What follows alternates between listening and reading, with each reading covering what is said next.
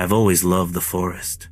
Not the manicured parks or crowded trails, but the deep, quiet woods where the air smells of pine and dirt, and the world feels like it belongs to something older than us. Cities wear me down. The endless noise, the constant motion, the lights that never turn off. They make the heart pound in a dull panic. Out here, in Yosemite, I thought I could breathe. I thought I could leave the weight of everything behind. It was late September when I arrived. The leaves were just beginning to turn, golden and red flecks scattered among the evergreens. The summer crowds had thinned, leaving a quiet that almost seemed unnatural. I had asked friends to come, but one by one they declined. Work, family, fear, probably. I told myself it didn't matter. I'd camped alone before. I knew the woods, or at least I thought I did. The ranger gave the usual warnings: stick to the marked trails, secure your food, watch for sudden weather. His eyes, though, didn't match his words. There was a tired weight to them, a knowing that made my stomach tighten. Be careful, he added quietly, almost as if he feared saying more. I smiled, reassured him I'd be fine, and stepped onto the trail. The hike-in was long and exhausting, but beautiful. The trail narrowed as I went deeper, the trees growing taller and closer until sunlight barely touched the forest floor. Every sound was magnified, my boots crunching over sticks and gravel, leaves whispering in the wind, distant birds flitting unseen. I felt exposed, yet cocooned, as if the forest was watching me, waiting. I found a clearing suitable for my tent just as the sun began to sink behind the cliffs. The space was small, encircled by towering pines. I set up camp, built a small fire, and boiled water for coffee. The scent of pine and smoke mingled, comforting, grounding. I read until twilight deepened, until the stars pricked the sky like cold silver pins. Sitting on a log, I felt the solitude I had been craving. By 10, I was zipped into my sleeping bag. Exhaustion pulled me into a heavy sleep. Then I woke. It was subtle at first. A crack, a whisper, something moving, but then it grew into a scream. High-pitched, sharp, agonized. I froze, listening. The forest was still, unnaturally still, as if holding its breath. The scream came again, closer this time. A woman's voice, desperate, raw, not an animal. I knew that instantly. Coyotes and mountain lions make disturbing noises, but there is always a wild edge, a feral streak. This was human, unmistakably so. I unzipped the tent, peeking out. The fire had dwindled to embers, and the moonlight cast the clearing in pale silver. Shadows loomed between the trees, unmoving. Hello? My voice cracked. Is someone out there? Silence. I told myself it was an animal, something I misunderstood. Logic was my lifeline, but the scream cut through it. Closer now, vibrating through my chest. I grabbed my flashlight and stepped outside. The beam swept across rocks, tree trunks, shadows. And then I saw her, a woman, pale, thin, with ragged clothes, hair tangled across her face, eyes dark, hollow, staring at me. Her mouth was open unnaturally wide, frozen mid-scream. I felt at her scream not in my ears but inside my bones, and then she vanished. I panned the flashlight, shaking, but the forest was empty. I stumbled back into my tent, zipped it shut, and sat trembling. Every sound branch snapping, wind rustling made my heart jump. Sleep didn't come again that night. At dawn, I forced myself outside. Sunlight softened the forest. It almost seemed ordinary again. Almost. Footprints. Small, bare, circling my tent. I packed quickly, ignoring my belongings, wanting only to leave. The hike back was grueling. Every shadow felt alive. Every sound behind me sounded like footsteps. By the time I reached the ranger station, I was shaking, exhausted and on edge. I told the ranger what I'd seen. He listened quietly, expression unreadable. "You're not the first," he said softly. "What do you mean?" I asked, voice tight. He looked out the window toward the trees. "Every year, around this time, people hear screams. Sometimes, they say they see her. A woman, always near that part of the park." "Who is she?" "Decades ago, a woman disappeared here. She camped with her husband. They argued. He left to get help. When he returned, she was gone. Search teams combed the woods for weeks. Nothing. No trace. Some say she died lost. Others say something took her." The screams never stopped. His eyes flicked past me toward the trees. I wanted to ask more, but I didn't. I left Yosemite that day, swearing never to camp alone again. But leaving didn't end it.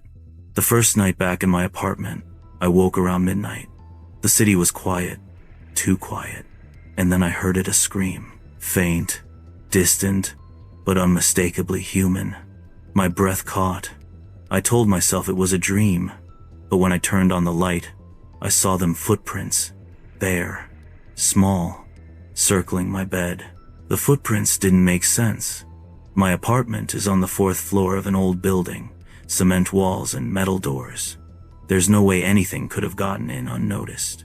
And yet, there they were, circling my bed, like some silent, sinister ritual.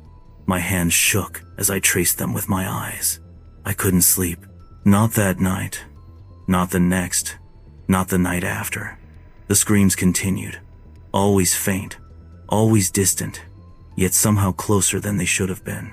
I tried to convince myself it was my mind, overreacting, haunted by memory. But the thing about memory is that it becomes vivid when fear touches it. Every whisper of wind sounded like her. Every shadow in the corner of the room grew teeth and eyes. My apartment, once a refuge, became a prison. Days passed, and the city noises barely penetrated my paranoia. At work, I could hear faint echoes of the scream in my mind. In the grocery store, I felt her eyes on me from the aisles. I avoided mirrors, thinking they might reflect something else, something watching. My friends noticed my growing detachment. They asked questions I couldn't answer. "You're just stressed," they said. "You need rest." I nodded, but I knew it wasn't stress. It was her. One evening, I decided I couldn't sit and wait. I drove back toward Yosemite, thinking that maybe confronting the forest, confronting her, would end it. Maybe. The roads were long, twisting, passing mountains and rivers that gleamed silver in the sunset. My stomach churned, but the rational part of my brain clung to hope. If I could see the place again, I could understand. I could close the chapter. I arrived just before nightfall. The park was empty. Autumn had deepened. Leaves crunched underfoot, like brittle bones. I followed the trail to the clearing where I'd camped, but everything looked smaller somehow. The trees taller, the shadows heavier. The air smelled of wet leaves and old earth, richer than I remembered. My heart pounded as I approached the spot. The clearing was empty.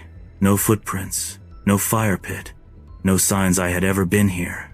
The forest seemed to hold its breath, waiting. I set up a small fire anyway, hoping light might keep whatever lurked at bay.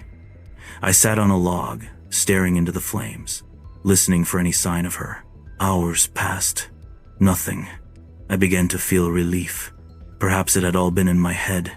Then, a whisper. At first, I thought it was the wind. Then I heard it again, clearer. A soft, almost melodic voice calling my name. Come here. I froze. The hairs on my neck stood on end. My rational mind screamed to leave, but something curiosity, fear, dread, kept me rooted. I swung the flashlight toward the trees. At the edge of the clearing, she appeared. The same thin, pale woman, hair tangled, eyes hollow, mouth stretched in that impossible silent scream. My chest tightened. The scream inside me rose like a pressure in my ribcage. I backed up, but the forest shifted. Shadows moved unnaturally, trees bending in ways that didn't make sense. She glided forward, never breaking eye contact. My flashlight flickered. I turned and ran. Branches whipped my face, roots snagged my boots, but I didn't stop. The clearing fell behind me, swallowed by darkness and fog. I stumbled over rocks, my lungs burning, my chest heaving. Her voice echoed behind me, a soft repetition of my own name. Eventually, I broke through the tree line and found the trail. My heart sank when I saw the ranger station in the distance. I ran toward it, hoping for safety, hoping someone could help. But when I reached it, it was empty. Windows shattered, doors swinging in the wind. A note was nailed to the wall in jagged letters. She never left. I screamed into the night, but no sound came back. Only the rustle of trees and the faint echo of a scream that sounded both near and far. I didn't sleep again that night. I didn't sleep the next night either. When I returned to the city, the terror traveled with me. The screams came every night now, sometimes faint, sometimes loud enough to wake the neighbors. I moved apartments, thinking distance might help. It didn't. No matter where I went, the footprints appeared bare, small, circling my bed, leading to nowhere. I stopped leaving the house. I stopped answering my phone. The world outside faded to a gray blur. I could no longer tell if the scream was real or a hallucination, if the pale woman was actually there or a figment born of fear. One night, I woke to her standing at the foot of my bed, mouth stretched impossibly wide, eyes dark, fixed on me. I wanted to scream. I couldn't. I wanted to move. My body refused. The air around her seemed to vibrate with that silent, internal scream. I could feel it crushing my chest, my lungs, my heart. I don't know how long I can survive this. I don't know if I'm already lost. The screams never stop. I don't dare leave the room anymore. Don't dare close my eyes. She waits, somewhere at the edge of perception, at the edge of sleep, and I know, somehow, she will find me if I ever let my guard down. The forest of Yosemite didn't release her. The screams didn't end there. They followed me home, and now I live in them, haunted, trapped in a reality that no one else can see. The woman waits, always, and I know that someday she will claim me entirely, as she did once long ago in the shadowed depths of the park. Appalachian Trail beckoned, endless paths, forests, and escape. My friends and I, all part of the local scout troop, had planned this week-long camping trip months in advance. We were eager, brimming with the energy and confidence that only teenagers on the cusp of adulthood can have. No one thought anything would go wrong. The first day went smoothly. We hiked miles of the trail, passing streams and small waterfalls, laughing, telling stories, and testing each other's endurance. I remember the sun falling through the canopy in golden streaks, the smell of damp leaves underfoot, and the crisp air that seemed to push away every worry we had. That night, we set up camp near a small clearing by a stream, cooking over a modest fire, and telling ghost stories just to feel the chill. Everything changed the next morning. We woke early, as scouts always do, packing our tents and preparing for a longer hike deeper into the forest. One of our group, James, had been a strong hiker, always eager to explore slightly off-trail paths to find hidden views or secluded spots. We didn't mind. He had a knack for noticing things most of us didn't. That morning, James insisted on scouting ahead, while the rest of us stayed to finish breaking camp. "Don't wander too far," we warned him, joking more than anything. We trusted him. He was careful, and we were young and foolishly confident in our control over the wilderness. James smiled, waved, and disappeared into the shadows of the trees. Hours passed. Our hike continued, and when we stopped for lunch at a rock outcropping, James was nowhere in sight. We assumed he had circled back, maybe exploring a side trail, and continued along the main path. But by the time we reached the next checkpoint, a small clearing we had planned as a rest stop, our concern began to grow. James still hadn't appeared. We called his name. The echo returned. At first faint, then nothing. Panic began to creep in. The forest, which had felt friendly and alive just yesterday, now seemed oppressive, holding secrets in every shadow. We split up slightly, keeping within sight of each other, shouting his name, scanning the undergrowth for movement. Hours passed. Our voices grew hoarse. The sun began to sink, and there was still no sign of him. By evening, we had no choice but to set up camp again. Our hearts pounded with fear. We tried to hide from each other. The fire that night seemed smaller, the shadows larger, the wind carrying whispers that weren't there. Every rustle in the brush made us jump. Every owl hoot felt like a warning. We took turns keeping watch, scanning the darkness for any sign of James. Sleep was broken and restless. I remember imagining him alone in the woods, cold, lost, calling out for us while we slept, unable to hear him. That night, I swore I heard faint footsteps circling our tents. But whenever I shone my flashlight into the darkness, there was nothing, just trees, rocks, and the faint gleam of moonlight on the leaves. The following morning, we set out to retrace the trail, hoping to find him. We followed every side path he could have taken, shouted his name endlessly, and marked the trees as we went. Hours turned into a full day of searching. The forest remained indifferent. There were no signs of him, no footprints in the dirt, no torn branches where he might have brushed through. Nothing. Just the endless trees and the sounds of birds that ignored our panic. By the second day, we had called the local ranger station. A search party was organized. Volunteers, rangers, and even trained trackers joined the hunt. Drones were brought in, and we combed every accessible part of the trail. All that was found of James were his backpack, left abandoned at the last campsite, and his hiking boots neatly placed beside it. He was gone. Nothing else. No sign of a struggle. No footprints leading away from the spot. Nothing that made sense. The search continued for weeks. Helicopters flew overhead. Dogs were brought in to track scents, but James seemed to have vanished into thin air. Theories circulated among the community. Some said he might have wandered off the trail and fallen into a ravine. Others suggested he might have been carried off by wildlife.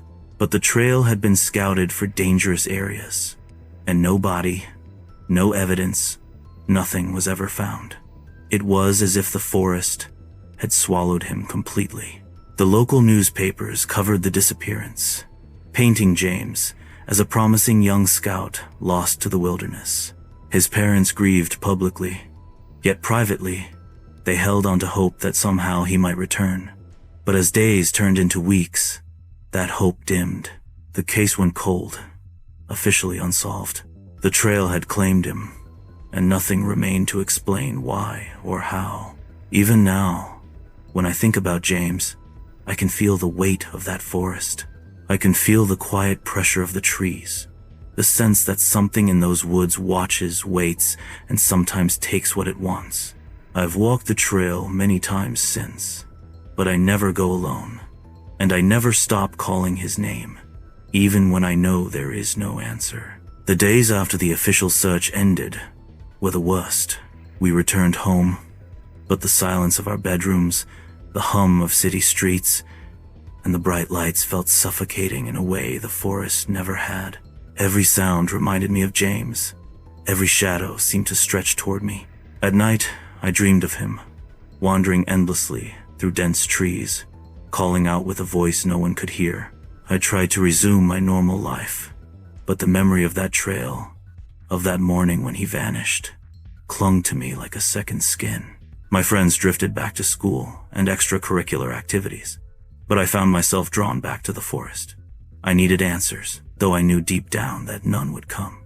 Every step back into the woods, every familiar bend in the trail, made my heart race with both fear and hope. A few weeks later, I convinced my troop leader to let me return to the Appalachian Trail with a small group of volunteers, just to see if there were any clues we had missed. We retraced the path, examining every side trail, every creek, every hollow where someone could have hidden. The forest looked the same, yet somehow stranger. Shadows stretched differently. The wind whispered in odd rhythms, and the faint scent of damp earth seemed sharper, almost as if the trail itself remembered what had happened. As dusk fell, we reached the area near where James had last been seen. I felt my stomach tighten. Everything looked normal, yet the forest had a heavy silence, a stillness that pressed against my chest. I knelt by the spot where his backpack and boots had been found. The ground was undisturbed now. No footprints, no signs of struggle, nothing. My fingers hovered over the dirt. The air felt colder here, heavier. Then I heard it, a soft rustling in the underbrush. My heart leapt. "James?" I whispered, voice shaking. Nothing. The rustling came again, closer this time. Branches snapped underfoot, but I saw no one. The other volunteers glanced around nervously, unease spreading through the group. I followed the sound, stepping cautiously into the shadows. The deeper I went, the denser the forest became. The trees loomed overhead, their branches twisting like gnarled fingers. Every step felt like trespassing, as if we were intruding on something sacred, something ancient. The rustling grew louder, faster, like hurried footsteps. But whenever I called out, there was no answer, only the echo of my own voice bouncing off the trees. Suddenly, I stumbled into a small clearing. My flashlight flickered and caught something that made my blood run cold. A faint imprint in the ground, small and bare, almost like a footprint, but far too fresh to be from weeks ago. I knelt to examine it, tracing the outline with my finger. It was James' size. My pulse raced. Had he been here, all this time, hidden in the shadows, unseen? Or was something else in the woods mimicking him? The volunteers called me back, but I couldn't move. Something in that clearing felt wrong. The air seemed to vibrate with a presence, as if unseen eyes were watching. A sudden snap of a branch behind me made me spin around. Nothing, only trees and shadows, stretching and twisting in the failing light. Night fell faster than expected. We reluctantly set up a temporary camp near the trail, but sleep was impossible. Every snapping twig, every rustle of leaves made me jump. I felt the eyes again, heavy and unblinking, tracking me from the darkness. I imagined James there, calling silently, trapped and alone, and the thought gnawed at my mind. Hours later, in the dead of night, I woke to a sound that made my blood freeze. A soft, almost imperceptible whisper. "Follow." My breath caught. I shone my flashlight toward the trees. A shadow moved, fleeting, just beyond the beam. My instinct screamed to flee, but something compelled me to step toward it. The shadow darted deeper into the forest, and I followed, heart pounding, breath ragged. The trail twisted unnaturally, familiar bends and rises transforming into something unrecognizable. Every step felt wrong, disorienting, as if the forest itself had shifted while we weren't looking. Suddenly, the shadow disappeared, and in its place, I saw at a small clearing I had never noticed before, though it should have been on our path. In the center, a circle of stones, faintly glowing in the moonlight, surrounded by small, bare footprints. They formed a perfect ring, circling an invisible center, as if marking a space no human should enter. My stomach lurched. The footprints were James' size. I backed away slowly. The air felt heavier, charged with something I couldn't name. Then I heard the softest sound, the faintest echo, a voice, high and strained, repeating over and over. "Help, help me." I spun around, but there was no one, only the endless forest, cold and indifferent. We left the trail at first light, shaken, exhausted. Nothing explained what we had seen. No trace of James, no rational clue, only the weight of the forest pressing into memory. I returned home, vowing never to hike alone again. The Appalachian Trail, beautiful and alluring, had claimed him, and part of me knows it's still waiting. Even now, years later, I can't forget the emptiness in those woods, the silence that hides something watching. Sometimes, I dream of him, wandering the trees, lost, calling silently, and I wonder if he's still out there, or if the forest has already claimed him completely. The trail keeps its secrets. It always has. And the whispers, the footprints, the vanished campers, they remind me that some places are alive, and they do not forget. I've always thought of the Canadian forests as untamed, raw, and beautiful. They carry a weight, a sense of age and mystery that the urban world can never replicate. I had planned this trip months in advance with two close friends, Mark and Elena. We were eager to disconnect from everything: cell service, city noise, responsibilities, and immerse ourselves in the wilderness. What we didn't anticipate was how quickly the wilderness could become threatening. We set out early one September morning, backpacks heavy but hearts light. The air smelled like pine and wet earth, the sun breaking through the dense canopy in patches of gold. We followed the trail deep into the forest, past streams where fish darted under mossy stones, over rocky outcrops that offered sweeping views of distant valleys. We laughed, talked about our lives, and joked about the stories of bears and wolves that frequent these parts. On the first night, we set up camp near a small clearing, flanked by thick trees. It was perfect. We pitched our tents, gathered firewood, and cooked a simple meal over a crackling flame. By 10, we were inside our tents, the soft sound of wind in the treetops, and the occasional call of an owl our lullaby. Sleep came quickly, heavy and deep. I woke hours later to an unsettling sound, a soft scratching. At first, I assumed it was a branch brushing against the tent, or perhaps a small animal scurrying across the forest floor.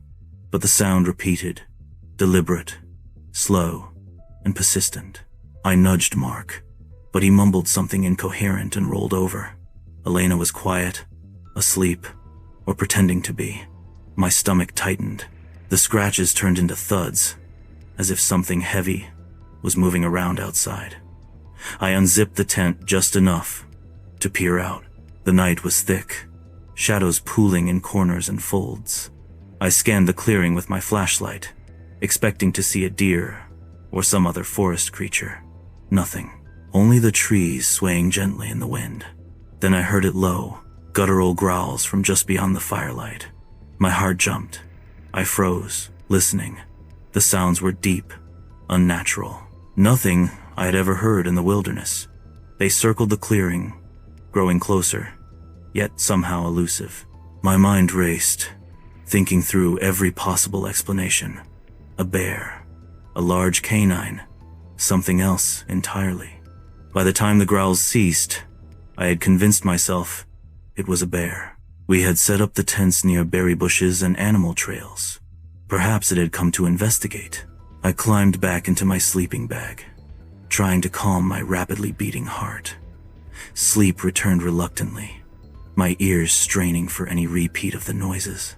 At first light, we emerged from the tents. The forest looked calm, harmless, as though nothing had occurred. We laughed nervously about imagination in the dark, but that relief was short-lived. Mark noticed something first: scratch marks along the side of his tent, thin, deep gouges in the fabric. At first, we thought a branch had scraped it, but the marks were precise, vertical, and almost symmetrical, as if claws had been used intentionally. Then, we checked my tent, Elena's. Both were slashed in similar patterns. The fabric bore deep claw marks, zigzagging across the canvas in a way no tree or branch could have caused. Our stomachs dropped. This wasn't accidental. Something had deliberately tried to reach us inside our tents. We scanned the area.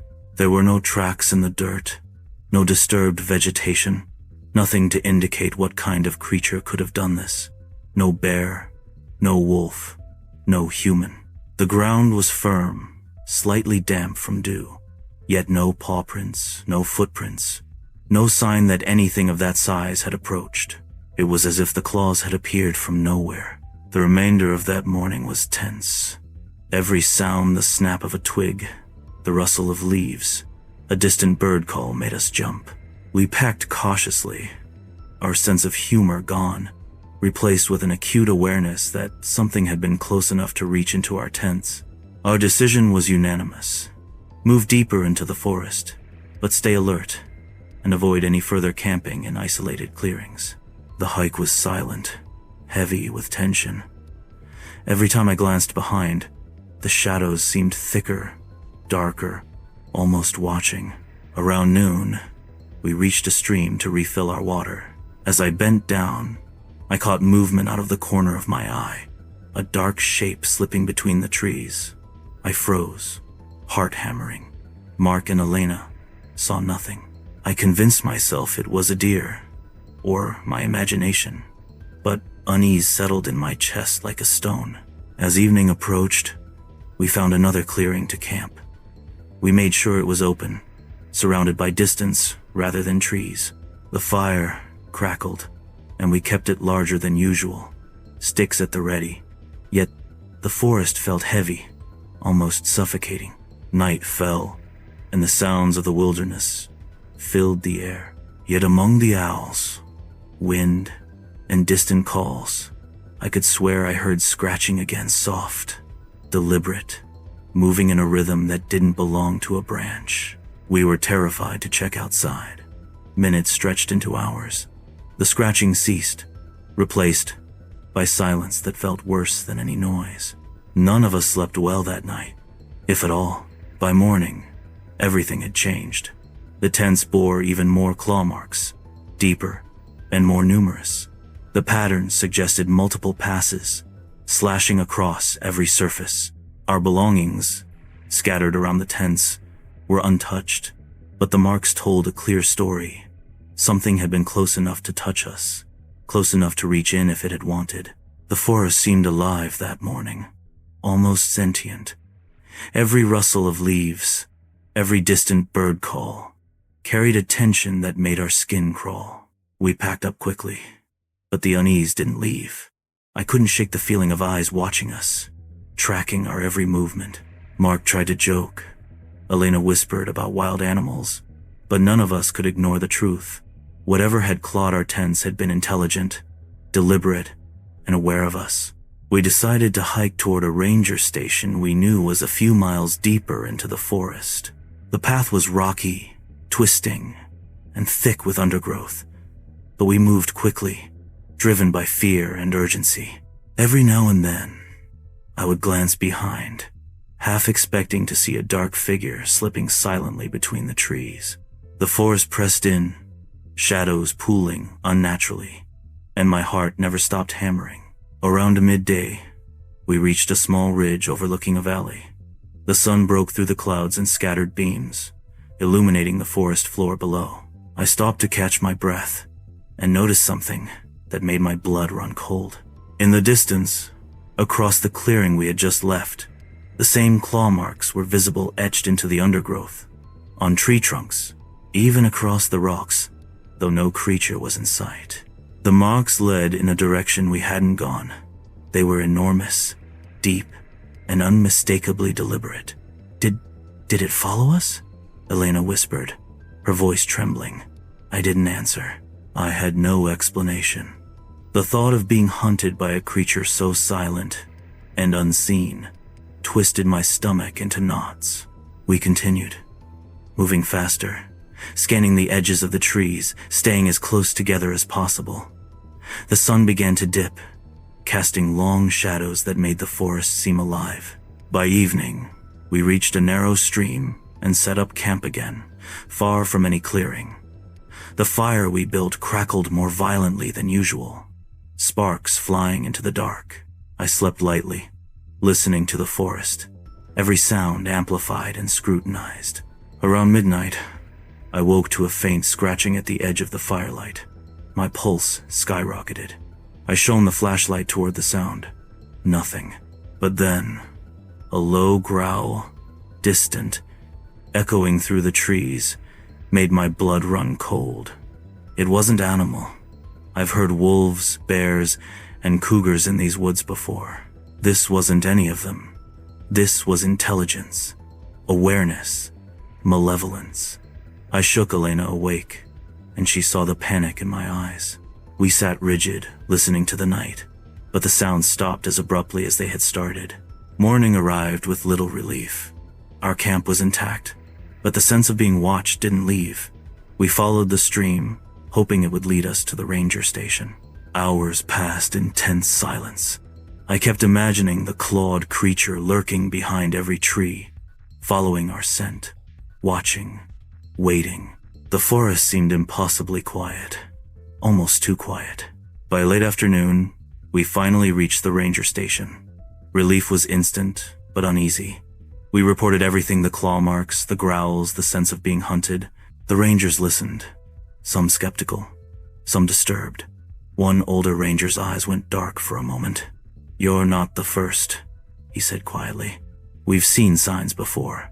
People camp here, and sometimes something comes by. No tracks, no evidence, just claws." "What do you mean?" I asked, fear tightening my throat. He shrugged. "Some call it a bear, but nothing matches what we've seen. Others say the forest itself doesn't want people in certain places. I've seen scratches on tents before, deeper than any claw could make. Whatever it is, it's deliberate, intelligent, observant, and it doesn't leave traces. Not really. Not the kind we can track." We left the ranger station shaken, our desire for the wilderness tempered by fear. I never camped in that area again. Every time I think of those nights, I feel it: the silent awareness, the scratching, the claws that appeared with no explanation. Years later, I still hike, but always with a group. I never ignore the sounds of the forest, never dismiss the feeling that something is watching. I've read reports of other campers experiencing similar encounters: slashed tents, claw marks, heavy breathing in the shadows, yet no tracks or evidence of a creature. The stories always end the same. The forest remains, mysterious and indifferent, and the marks vanish with no trace. I often wonder what would have happened if we hadn't returned to the ranger station, if we had tried to sleep in the same clearing again. Would we have seen it, felt it closer, or would we have vanished, like so many reports suggest? The claw marks remain in my memory, sharp, deliberate, a reminder that some places in the forest are alive in ways we cannot understand. They do not forget. They watch. And I know, deep down, if I ever return alone, they will come again. Finland's lakes beckon, dark, silent, ancient, horizon-bound.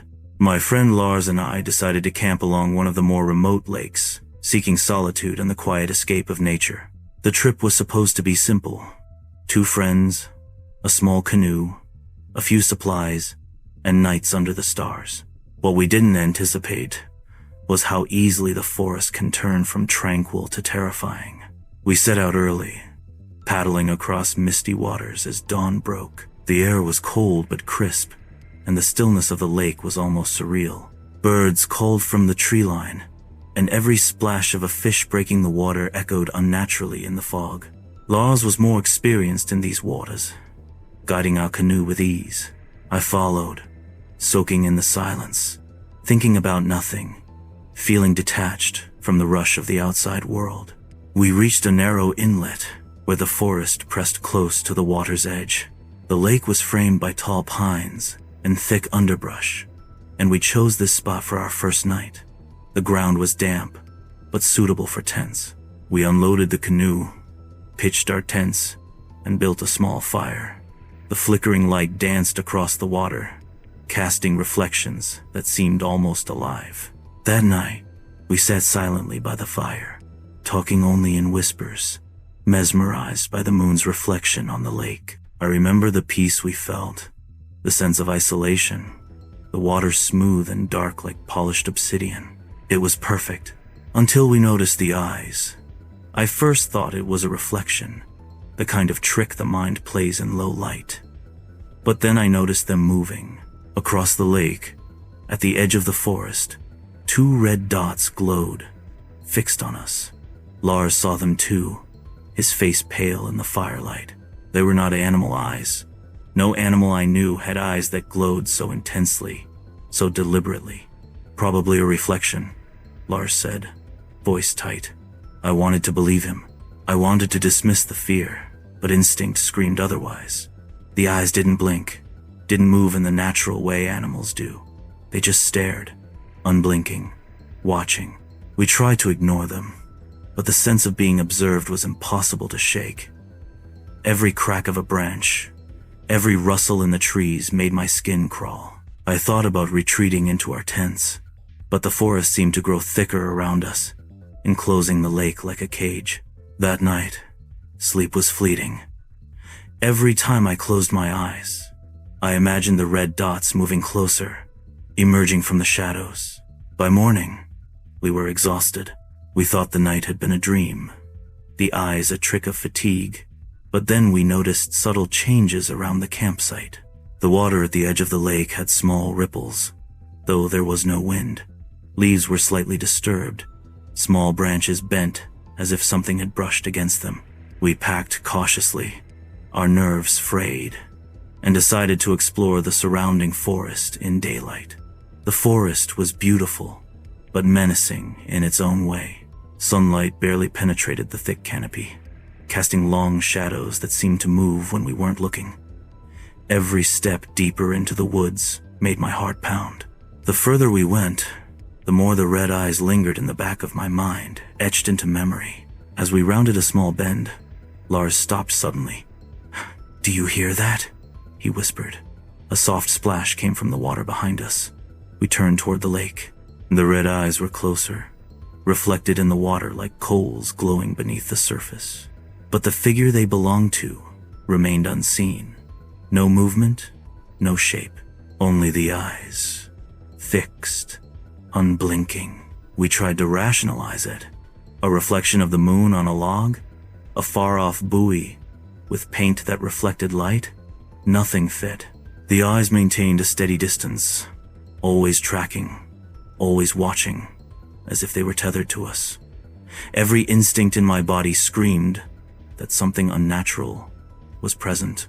By evening, we decided to set up camp on a slightly higher ridge, away from the water. We built a fire and tried to focus on mundane tasks: cooking, organizing gear, planning tomorrow's hike. But the eyes returned. Even from this vantage point, from a distance, they glowed red through the darkness, observing us.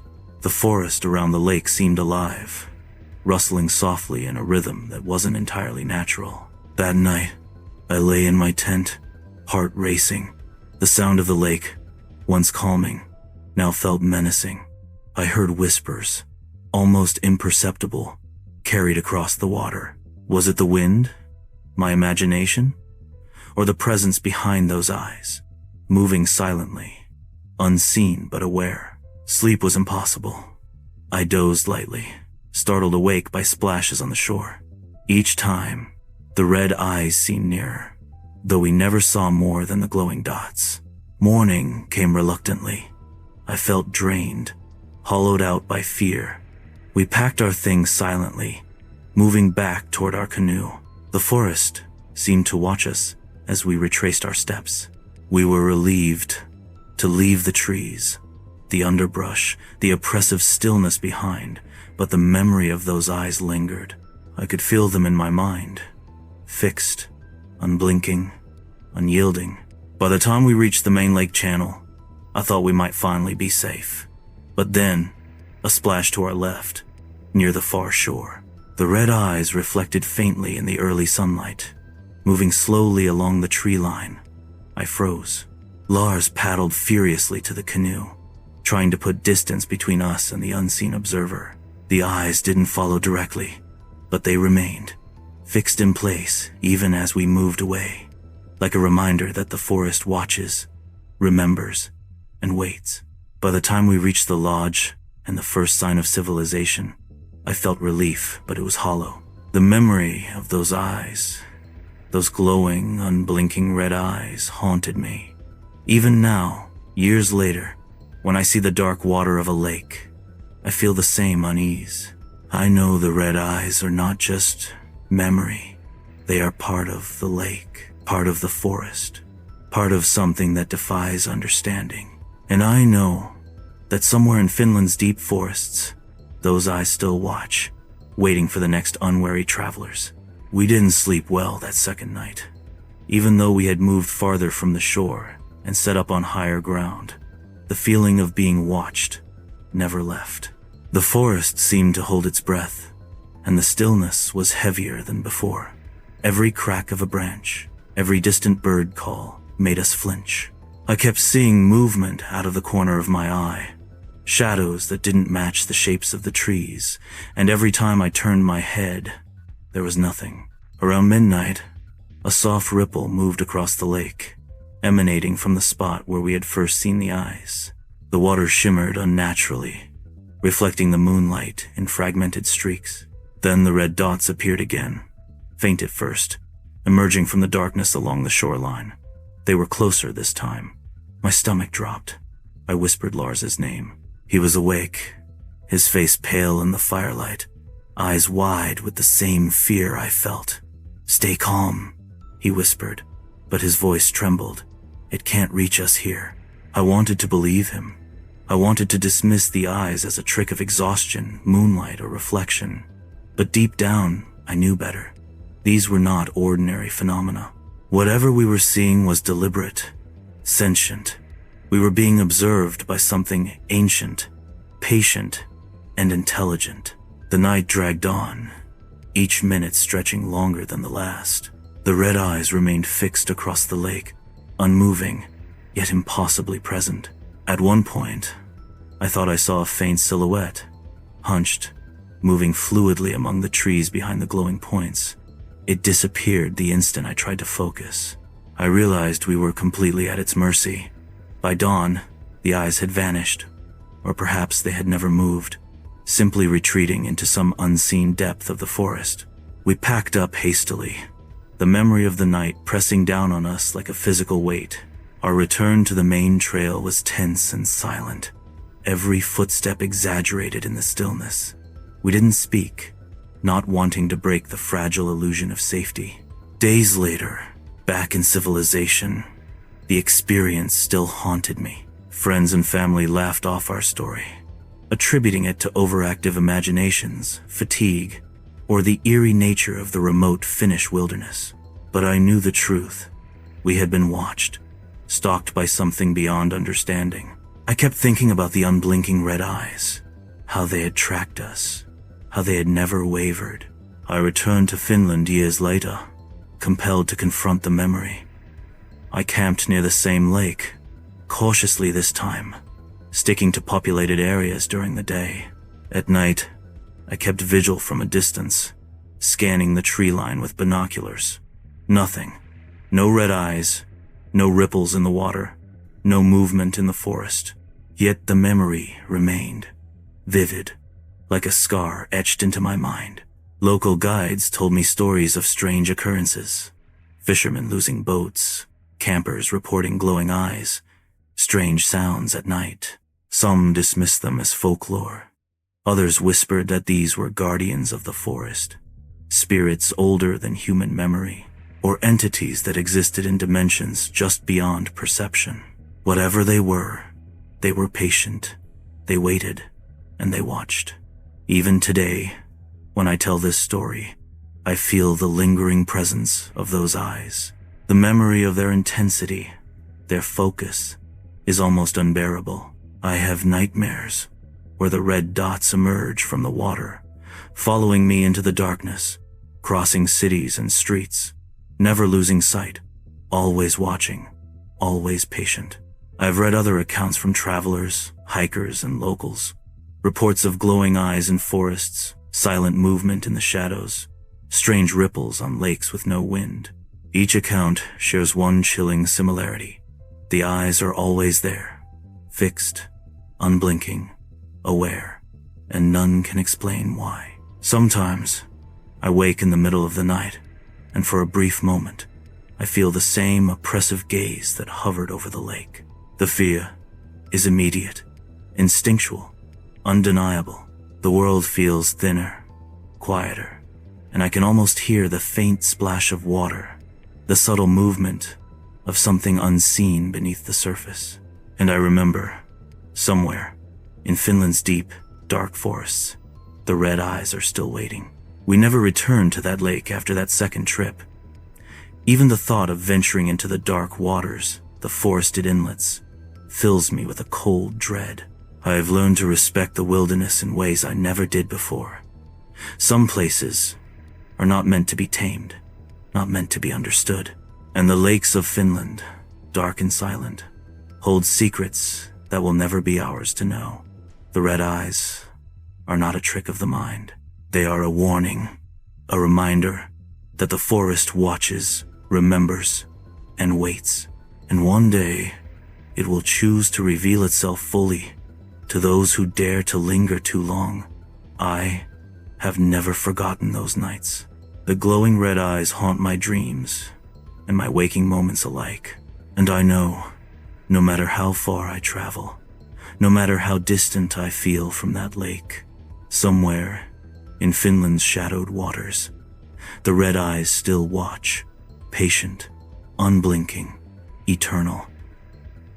Mountains beckon, a wild, infinite world awaits.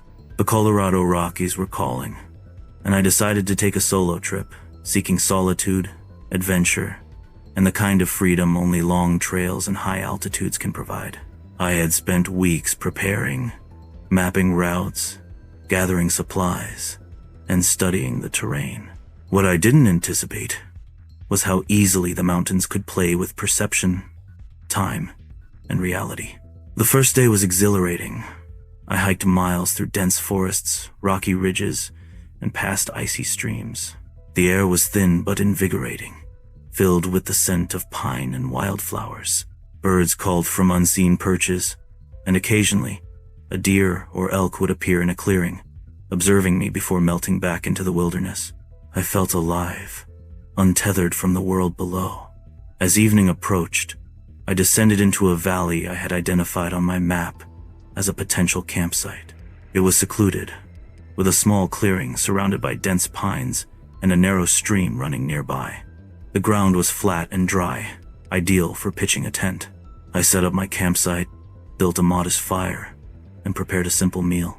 The forest was quiet. The only sounds, the gentle rush of the stream and the occasional bird call. I settled into my sleeping bag early, the fire dying down to embers. The mountains felt protective, yet oddly watchful. That night, I dreamt vividly, a mix of anticipation, exhaustion, and something I couldn't name. I dreamed of the campsite, but not in the way I had seen it. The trees were taller, denser, the shadows longer. In my dream, the campsite was not empty. Shapes moved just beyond the firelight, glimpsed from the corner of my eye, vanishing whenever I tried to focus. I awoke at dawn to a forest bathed in golden light. The air was crisp and cold, and a thin mist rose from the stream. Everything seemed normal. I packed my gear and began exploring, intending to follow the ridge trail I had planned. But as I hiked, I felt a subtle shift in the air, a weight pressing from the trees, like eyes observing me. Hours passed. The trail twisted, climbed, and descended, yet familiar landmarks began to appear that I didn't recognize. A rock formation, a twisted pine, a small pond. It was as though I had been here before, though I knew I hadn't. I chalked it up to fatigue and the disorienting effect of the mountains, but an uneasy feeling settled deep in my chest. By midday, I came across another clearing. It looked exactly like the campsite from last night. The same flat ground, the same small stream curving through the trees. My heart skipped. How could that be? I hadn't hiked far enough for the landscape to repeat so precisely. The fire from the night before had been extinguished completely. No footprints, no sign I'd even been there before. I explored cautiously. Then I saw it, a small notebook lying near where I had cooked. Curious, I picked it up. The pages were filled with handwriting, neat but hurried. And then I read the last entry. We are not alone here. The words sent chills down my spine. I dropped the notebook, scanning the clearing and the surrounding forest. I felt it then, a presence, unseen but undeniable, pressing in from all sides. The forest seemed to respond to me. The wind shifted unnaturally, carrying a faint whisper that I couldn't understand. Branches swayed, though there was no breeze. Shadows twisted, pooling unnaturally, forming shapes that I glimpsed only for a heartbeat. I felt that same watchful pressure, the sense that I was being observed, studied, and waited for. I packed my belongings quickly, deciding to leave the area. But as I turned toward the trail, I noticed something impossible. The path I had hiked the previous day was gone. Every ridge, every creek, every landmark had changed. The trail twisted back upon itself, impossible angles and distances. I walked in a loop, and somehow, the clearing reappeared. It was identical in every detail. The same stream, the same flat ground, even the same scattered rocks. Panic set in. I shouted, hoping that human sound would break the illusion, but my voice echoed oddly, unnaturally, as though swallowed by the forest. I began to run, my legs carrying me blindly along the paths, but the clearing kept returning, unavoidable, inescapable. That notebook lay where I had dropped it. The words, "We are not alone here," seeming to burn themselves into my mind. By late afternoon, exhaustion overtook me. I collapsed near the stream, heart pounding, sweat and fear mingling. The forest was silent now, yet the pressure remained. Then, movement, a shadow, slipping between the trees, far too fast for a human, too deliberate for an animal. I froze, unable to breathe, heart hammering. The shadow paused at the edge of the clearing, indistinct, faceless, yet undeniably present. As dusk fell, I made a desperate decision. I would stay until night, build a fire, and try to observe. The sun sank behind the mountains, the shadows lengthening and merging with the darkness of the forest. My fire flickered weakly, casting thin circles of light. The shadow remained at the edge of the clearing, unblinking, waiting. When darkness fully settled, I saw more shapes, fleeting glimpses between the trees. Tall, thin, and distorted, moving silently, disappearing whenever I tried to focus. Whispers floated through the air, unintelligible but chilling, as though the forest itself was speaking. I couldn't tell if they were warnings, threats, or something else entirely. By midnight, sleep was impossible. I sat by the dying embers, clutching my notebook from earlier, reading and rereading the final entry. We are not alone here. The words became a mantra, echoing in my mind. The shapes in the shadows seemed to inch closer, though I could never catch a clear view. Every instinct screamed to leave, but every path led back to this clearing, the lost campsite that shouldn't exist. The forest was quiet, but the silence was oppressive. Every shadow seemed to stretch unnaturally, every tree bending slightly as though leaning in to watch me. The air smelled of pine and damp earth, but beneath it, something else, a metallic, bitter tang that made my stomach turn. I couldn't see the shapes clearly, but I felt them everywhere. The clearing, the trees, the ground itself seemed alive, observing, waiting. I tried to leave again, retracing the paths I thought I knew, but the forest didn't comply. Every direction led back to the same clearing. Rocks I remembered moving were in new positions, the stream's curve slightly altered. It was as if the forest itself was shifting, reshaping reality around me, making escape impossible. The notebook I carried seemed to burn with the words, "We are not alone here." Each letter a reminder that something was very aware of my presence. By the second night, exhaustion, fear, and confusion had taken over. I built a large fire in the center of the clearing, hoping its light and warmth would provide some protection.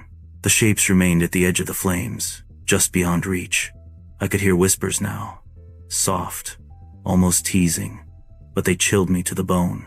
I spoke aloud, asking questions, pleading for some sign of understanding. Nothing. Only the forest, alive and patient, answered with silence and observation. At some point, I dozed lightly, sitting by the fire. When I awoke, the shadows had moved closer. My fire had burned down to embers, the shapes now just beyond the light's reach. I tried to focus, and for a moment, I thought I saw faces distorted, faceless, or covered in shadows. They vanished instantly, leaving the clearing empty, yet still oppressive. My heart raced. I realized I had never felt true isolation until now. The mountain itself seemed to be holding its breath, waiting for something. Morning brought no relief. The forest looked ordinary, almost mundane. Birds called lazily from treetops. The stream babbled gently. I wanted to believe the previous nights were hallucinations brought on by stress, sleep deprivation, and fear. But the notebook, left in the clearing, proved otherwise. Its final line remained etched in my memory. "We are not alone here." I decided then to move carefully, marking my path as best I could with sticks and rocks. I had to escape, to reach the trailhead, to find civilization. Hours passed, each step weighed down by dread. Yet the forest continued its subtle manipulation. The paths twisted, the terrain shifted, the familiar landmarks disappeared. And all the while, I felt them, unseen, patient, intelligent, watching. Late afternoon brought a strange clearing I didn't recognize. At first glance, it appeared normal. But the hairs on the back of my neck stood up. The ground was littered with remnants of previous campers. Empty tents, discarded gear, rusted cooking utensils. No bodies, no signs of life, just remnants. And etched into the trees surrounding the clearing were marks claw-like scratches, deep and deliberate. The forest had recorded its presence here, a warning to any who dared enter. I realized then that the notebook's message was a warning, not a clue. The forest had guardians, or entities, that observed and remembered. People who tried to venture here and camp alone sometimes never returned, leaving only traces like the ones I saw. I understood now the magnitude of my predicament. I had been chosen, observed, tested, and perhaps spared only because I recognized the warning and did not act recklessly. As dusk fell, I found a narrow path that led downward, toward lower altitudes and eventually the main trail. I followed it meticulously, not daring to look back. The forest seemed to release me slowly, the oppressive presence easing but never disappearing entirely. Every rustle, every distant crack of wood reminded me that the clearing, the lost campsite, still existed somewhere, waiting for the next traveler. I finally reached the trailhead late in the evening, exhausted, trembling, and drained. I contacted the ranger station and described what I had seen. They listened silently, some skeptical, some visibly disturbed. One older ranger shook his head and said, "You're not the first. People vanish here, campers and hikers alike. Some find traces years later, but most disappear without a trace. The forest has its own rules, and it doesn't forget. Even now, years later, the memory of that lost campsite haunts me. I have tried to hike elsewhere in the Rockies, but that clearing remains etched in my mind. The shifting paths, the deliberate marks, the whispers in the shadows, those are not dreams or hallucinations. They are warnings. The forest is alive in ways we cannot comprehend, and the lost campsite is proof that we are never truly alone in the mountains." I still carry the notebook, its pages yellowed, the ink fading. Every time I read the final line, I feel a shiver, a reminder that something intelligent watches. The forest is patient, methodical, and eternal. It waits for those who think they can conquer it, teaching lessons in fear and humility. Sometimes, I think about returning, carefully, with a group, to document the clearing, But even the thought makes my blood run cold. The lost campsite is not meant for discovery, and those who linger too long are never the same again. I have learned to respect the mountains in ways I never did before. Some places are alive, and some memories should never be challenged. The Colorado Rockies are beautiful, wild, and untamed, but they are also guardians of secrets that should remain undisturbed. And the lost campsite? It is a place of patience, observation, and quiet horror. It exists, waiting, and it will never forget those who enter its domain.